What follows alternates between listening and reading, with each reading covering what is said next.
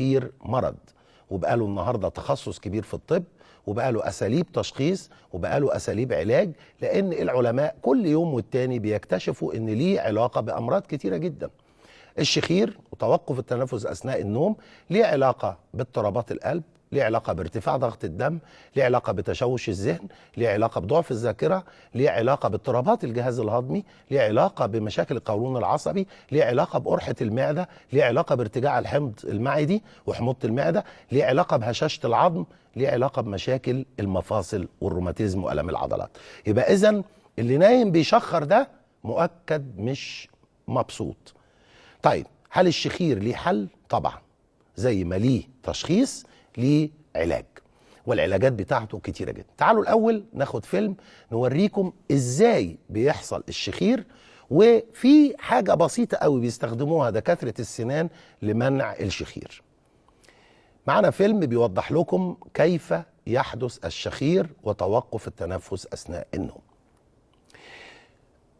دي طبعا دمية الإنسان أثناء النوم، الهواء داخل من الأنف بيعدي ما بين اللسان واللهاه، الهواء دخل للقصبة الهوائية.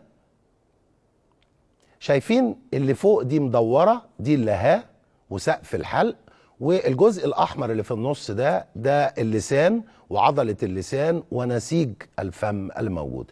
هنا الهواء في الحالة الطبيعية ماشي أهو. أثناء النوم عضلة اللسان وسقف الحلق بترتخي فبترجع لورا، فبيحصل ضيق في المجرى الهواء، وبالتالي الهواء وهو مارر بيخلي اللهاه تتحرك. حركة اللهاه هي اللي بتسبب الشخير. لو الاسترخاء ده بقى أكتر، سد مجرى الهواء، اللسان رجع لورا وقفل على اللهاه، وبالتالي بيحصل ما يطلق عليه توقف التنفس أثناء النوم. ده بيؤدي إلى تقطع النوم، بيقلل الكواليتي اوف لايف، نوعية الحياة، وبيقلل كمان عمر الإنسان، وقد يؤدي إلى السكتة القلبية والوفاة. دي حاجة بيستخدموها دكاترة الأسنان سهلة قوي، ماوس جارد بلاستيك زي ما شفتوا بيتحط في الفم.